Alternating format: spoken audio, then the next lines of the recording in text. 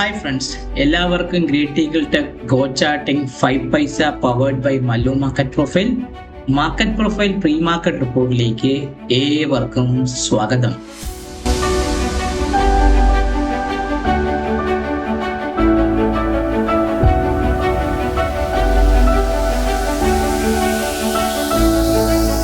നമ്മുടെ മാർക്കറ്റ് നല്ലൊരു tradable opportunity ഒക്കെ റിവേഴ്സലിലേക്ക് തന്ന് മാർക്കറ്റ് തിരിച്ച് നിങ്ങൾ നോക്കി അറിയാൻ പറ്റും. നമ്മൾ കൃത്യമായിട്ട് പറയുകയാണെങ്കിൽ ഒരു ഡൗൺവേർഡ് വന്നതിന് ശേഷം കഴിഞ്ഞ മൺഡേയിൽ മാർക്കറ്റ് ഓപ്പൺ ചെയ്ത് താഴേക്ക് ഇറങ്ങി വന്നൊരു നോർമൽ വേരിയേഷൻ ഡൗൺ ഡേ വന്നതിന് ശേഷം ഓൾമോസ്റ്റ് മൺഡേയുടെ ആ ഒരു ലോവർ സ്ട്രക്ചറിന്റെ ഭാഗത്തേക്കൊക്കെ മാർക്കറ്റ് എത്തിയിട്ട് ആ ഭാഗത്തൊക്കെ തന്നെ നിഫ്റ്റി കൃത്യമായിട്ട് ക്ലോസ് ചെയ്തിട്ടുണ്ട്. അപ്പം നിഫ്റ്റി നോക്കിക്കഴിഞ്ഞാൽ ഫ്രൈഡേയിൽ നിങ്ങൾ നോക്കുന്ന സമയത്ത് നമ്മുടെ ലെവൽ ട്രേഡിങ്ങിന്റെ ആ പ്രകാരം നിങ്ങൾ നോക്കിക്കഴിഞ്ഞാൽ നിഫ്റ്റിയിൽ ഒരു നമ്മളെ താഴേക്കുള്ള ലെവൽ ട്രേഡിംഗ് പ്രകാരം ടാർഗറ്റ് ഹിറ്റായോ സംശയമുണ്ട്. കാരണം നമ്മൾ മാർക്കറ്റ് നിങ്ങൾ നോക്കുമ്പോൾ അങ്ങനെ വലിയൊരു ട്രേഡബിൾ ആക്ഷൻസ് ഒന്നും നിഫ്റ്റി തന്നിട്ടില്ല എന്ന് വേണമെങ്കിൽ പറയാം. ബുള്ളിഷ് നമ്മൾ മോർണിംഗിൽ തന്നെ ആശാൻ ബുള്ളിഷ് റെഫറൻസ് കട്ട് ചെയ്ത് ഫസ്റ്റ് ടാർഗറ്റിന്റെ ഭാഗത്തേക്ക് പോയി തിരിച്ചിറങ്ങി POSന്റെ ഭാഗത്ത് തന്നെ കിടന്ന് കളിച്ച് നിൽക്കുകയായിരുന്നു നിഫ്റ്റി നോക്കിക്കഴിഞ്ഞാൽ. അതേപോലെ ബാങ്ക് നിഫ്റ്റി നോക്കിയാലും bank Nifty bullish reference cut ചെയ്തിട്ടില്ല, ബെയറിഷ് റെഫറൻസിന്റെ ഭാഗത്തേക്ക് കട്ട് ചെയ്തിട്ടില്ല. പെർഫെക്റ്റ്ലി ഒരു ബാലൻസ്ഡ് മോഡലിലേക്കാണ് ബാങ്ക് നിഫ്റ്റി നിന്നത്. കാരണം നമുക്ക് ട്രേഡബിൾ ആക്ഷൻസ് കിട്ടിയില്ല. മിഡ് ക്യാപ്പ് ബുള്ളിഷ് റെഫറൻസ് ഒന്ന് ചെറുതായിട്ട് ചെറുങ്ങനെ കട്ട് ചെയ്തു. പക്ഷെ ക്ലിയറായി പറയുകയാണെങ്കിൽ ആ നമ്മുടെ POSന്റെ ഭാഗത്തും ബുള്ളിഷ് റെഫറൻസിന്റെ ഭാഗത്തും ചുറ്റിപ്പറ്റി ആ ഭാഗത്തൊക്കെ തന്നെ കിടന്ന് കളിച്ച ഒരു ട്രേഡ് ഒരു ഓപ്പർച്യൂണിറ്റി ഇല്ലാത്തൊരു ദിവസമായിരുന്നു കഴിഞ്ഞ വെള്ളിയാഴ്ച നടന്നു പോയത്.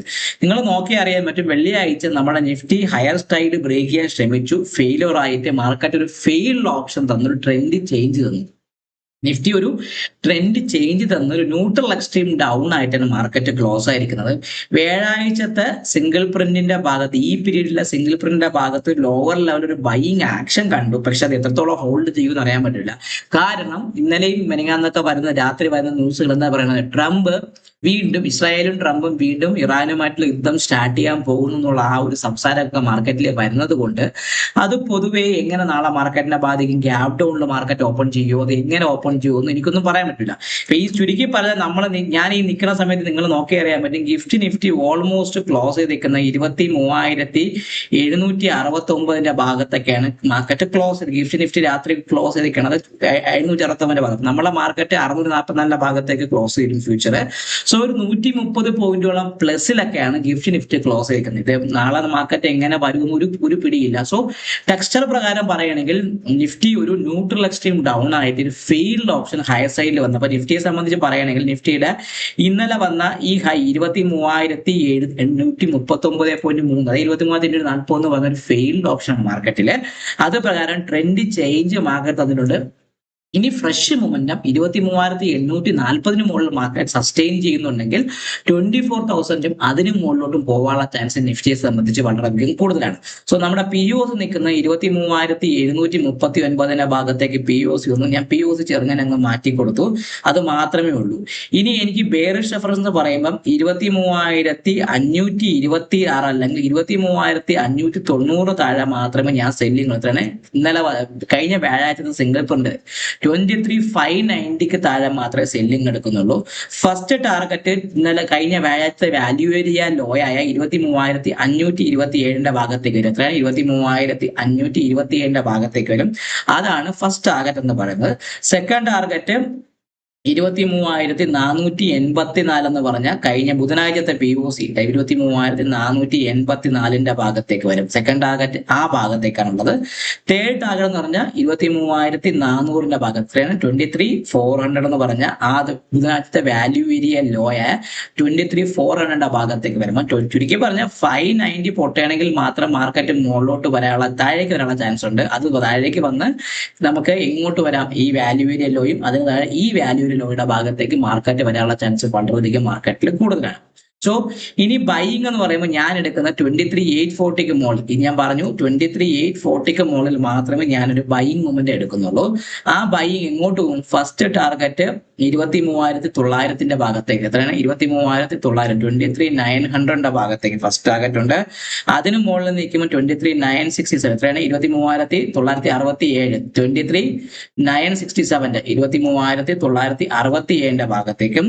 അതിന് മുകളിൽ സസ്റ്റെയിൻ ചെയ്യുന്നുണ്ടെങ്കിൽ 54,000 എന്ന് പറഞ്ഞ നമ്മുടെ ഇമ്പോർട്ടൻറ്റ് 24,000 ആ ഒരു ബിഗ് റൗണ്ട് നമ്പർ BRN ആ ഭാഗത്തേക്ക് വരാനുള്ള ചാൻസ് കൂടുതലായിരിക്കും. ചുരുക്കി പറഞ്ഞാൽ 23,590 പൊട്ടിയാൽ മാത്രമേ സെല്ലിംഗ് വരാറുള്ളൂ.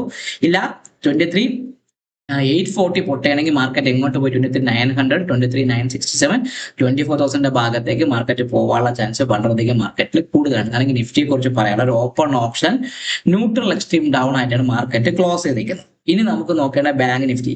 ബാങ്ക് നിഫ്റ്റി നോക്കിക്കഴിഞ്ഞാൽ ബാങ്ക് നിഫ്റ്റി നമ്മുടെ IB എക്സ്റ്റൻഷൻ ഏതാണ് നമ്മൾ IB വന്നേക്കുന്നത് മാർക്കറ്റ് ഇവിടെ ആയിരുന്നു. വെനസ്ഡേ ഇത് ബുധനാഴ്ച നോക്കുന്ന സമയത്ത് നമ്മൾ നോക്കിയാൽ IB എന്ന് പറയുമ്പോൾ ബാങ്ക് നിഫ്റ്റിയുടെ IB എന്ന് പറയുന്ന സമയത്ത് 23,000 നമ്മളെ വെള്ളിയാഴ്ച ഇത് ഹൈ അടിച്ചിട്ടുണ്ട്. പക്ഷെ നമ്മളെ ഫ്രൈഡേയിൽ നമ്മൾ വന്ന ഫസ്റ്റ് ഹൈ എന്ന് പറയുമ്പോൾ 23,500 54,326 ഭാഗത്താണ് ഹൈ ഉള്ളത് 325. പക്ഷെ ഹൈ 54,326 ഭാഗത്തേക്ക് പോയില്ല. അപ്പൊ ചുരുക്കി പറഞ്ഞ ഒരു നോർമൽ വേരിയേഷൻ അല്ലെങ്കിൽ പെർഫെക്റ്റ്ലി ഒരു ബാലൻസ് ഡേ ആണ്. ബാങ്ക് നിഫ്റ്റി ഞാനൊന്ന് മെർജ് ചെയ്യാൻ പോകുന്നു. കഴിഞ്ഞ 5 ദിവസമായിട്ട് മാർക്കറ്റ് ഒരേ റേഞ്ച് ആയതുകൊണ്ട് ഞാൻ പെർഫെക്റ്റ്ലി ഒന്ന് മെർജ് ചെയ്തു. ബാങ്ക് നിഫ്റ്റി പക്ക ഒരു റേഞ്ചാണ്. 53,742 ഭാഗത്തേക്കാണ് POC 53,742 ഭാഗത്തേക്ക് POC കൊണ്ടുവന്നിട്ടുണ്ട്. ഇനി ഞാൻ സെല്ലിംഗ് എന്ന് പറഞ്ഞാൽ എടുക്കുന്നത് 53,400 പൊട്ടയാണെങ്കിൽ മാത്രമേ ഞാൻ ഒരു സെല്ലിങ്ങിനെ കുറിച്ച് എത്രയാണ് 53,400 പൊട്ടയാണെങ്കിൽ മാത്രമേ ഞാൻ ഒരു സെല്ലിങ്ങിനെ കുറിച്ച് 53,400 പൊട്ടണമെങ്കിൽ മാത്രമേ ഒരു സെല്ലിങ്ങിനെ കുറിച്ച് ചിന്തിക്കുന്നുള്ളൂ. അങ്ങനെയാണെങ്കിൽ അത് ഫസ്റ്റ് ടാർഗറ്റ് 53,200 53,200 ഭാഗത്തേക്ക് വരാം. സെക്കൻഡ് ടാർഗറ്റ് 53,040 ഭാഗത്തേക്ക് വരാനും തേർഡ് ടാർഗറ്റ് 52,925 ഭാഗത്തേക്ക്. ഇതാണ് എനിക്ക് താഴേക്ക് പറയാനുള്ള റഫറൻസ് ലെവലുകൾ. അപ്സൈഡ് റഫറൻസ് ലെവൽ ഒരു മാറ്റമില്ല. 54,450 മുകളിൽ തന്നെയാണ് ഞാൻ ഇപ്പോഴും ബൈ എടുക്കുന്നത്. 54,600, 54,810, 54,985 മുകളിൽ വരാം. ഇതാണ് എനിക്ക് ബാങ്ക് നിഫ്റ്റിയെ കുറിച്ച് പറയുകയാണെങ്കിൽ കഴിഞ്ഞ 4 ദിവസം ട്യൂസ്ഡേ തൊട്ട് ബാങ്ക് നിഫ്റ്റി പെർഫെക്റ്റ്ലി ഒരു കുംഭകർണന്റെ വയറ് വീർത്തതുപോലെ പെർഫെക്റ്റ്ലി ഒരു ബാലൻസ് ഡേയിലേക്ക് പോയിക്കൊണ്ടിരിക്കുന്നത്. ഓൾമോസ്റ്റ് ഈ ഒരു ബാലൻസ് ഡേയുടെ POCയുടെ ഭാഗത്തൊക്കെ തന്നെയാണ് മാർക്കറ്റ് ക്ലോസും ചെയ്തിരിക്കുന്നത്. ഇതാണ് എനിക്ക് ബാങ്ക് നിഫ്റ്റിയെ കുറിച്ച് പറയാനുള്ള ഒരു ലെവല്. ഇനി മിഡ് ക്യാപ്പ് ഒരു ചെറിയൊരു അനക്കം മുകളിലോട്ട് വന്നിട്ടുണ്ട്. മിഡ് ക്യാപ്പ് ഒരു പക്ക ഒരു ഓപ്പൺ റിജക്ഷൻ റിവേഴ്സ് ഡൗൺ ആയിട്ട് നോർമൽ വേരിയേഷൻ ഡൗൺ ഡേ ആയിട്ട് ക്രോസ് ചെയ്തേക്കുന്നത്. 14,258 ഭാഗത്തേക്കാണ് POC. 14,258 14,258 ഭാഗത്തേക്കാണ് POC നിൽക്കുന്നത്. മിഡ് ക്യാപ്പിനെ സംബന്ധിച്ച് ഫസ്റ്റ് ടാർഗറ്റ് ബുള്ളിഷ് റഫറൻസ് ഇപ്പോഴും മാറ്റമില്ല. 14,310 മുകളിൽ സസ്റ്റെയിൻ ചെയ്തെങ്കിൽ മാത്രമേ ബൈയെ കുറിച്ച് ചിന്തിക്കാവുള്ളൂ. 14,365, 14,400, 14,461 ഭാഗത്തേക്ക് ഇപ്പോഴും വരും. ബെയറിഷ് റഫറൻസ് ഞാൻ ചിന്തിക്കുന്നത് 14,067 താഴെ മാത്രമേ ഇപ്പോഴും ഉള്ളൂ. 66 താഴെ മാത്രമേ ഉള്ളൂ. മിഡ് ക്യാപ്പിൽ ഞാൻ സെല്ലിംഗ് എടുക്കുന്നുള്ളൂ. First target 14,011, second target 13,960, third target 13,900 ഭാഗത്തേക്ക് വരും. ഇതാണ് എനിക്ക് മിഡ് ക്യാപ്പിനെ കുറിച്ച് പറയാനുള്ള ഒരു റഫറൻസ് ലെവലുകൾ. കൃത്യമായിട്ട് ഈ റഫറൻസ് ലെവൽ വയ്ക്കുക. ഒരു ഓപ്പൺ റിവേഴ്സ് ഡൗൺ ആയിട്ട് മിഡ് ക്യാപ്പ് വന്ന് നോർമൽ വേരിയേഷൻ ഡൗൺ ഡേ ആയിട്ട് മിഡ് ക്യാപ്പ് ക്ലോസ് ചെയ്തിരിക്കുന്നത്. അപ്പം ഈ ബെയറിഷ് റഫറൻസിൽ പൊട്ടയാണെങ്കിൽ മാർക്കറ്റ് താഴേക്ക് ഇറങ്ങാനുള്ള ചാൻസ് ഉണ്ട്. പക്ഷെ അത് അത്രയ്ക്ക് അങ്ങോട്ട് വലിയ രീതിയിൽ പറയാൻ പറ്റില്ല. നിങ്ങൾ നോക്കി അറിയാൻ പറ്റും. മൺഡേ നമ്മളെ മാർക്കറ്റ് കഴിഞ്ഞ വീക്കിൽ നിങ്ങൾ നോക്കിയ വീക്കിലി വ്യൂ പറയുകയാണെങ്കിൽ ഒരു പെർഫെക്റ്റ്ലി ഒരു ബാലൻസ്ഡ് പ്രൊഫൈലായി ചെറിയ വേരിയേഷൻ ഡൗൺ നിങ്ങൾ വന്നെങ്കിൽ കൂടെ POCയുടെ ഭാഗത്തൊക്കെ തന്നെ എക്സാക്ട്ലി നിൽക്കുന്നത്. നിങ്ങൾ ഓർത്തുകൊള്ളുക 14,460 13,930 ഇടയ്ക്കുള്ള റേഞ്ചിലാണ് മിഡ് ക്യാപ്പ് കിടന്ന് കളിക്കുന്നത്.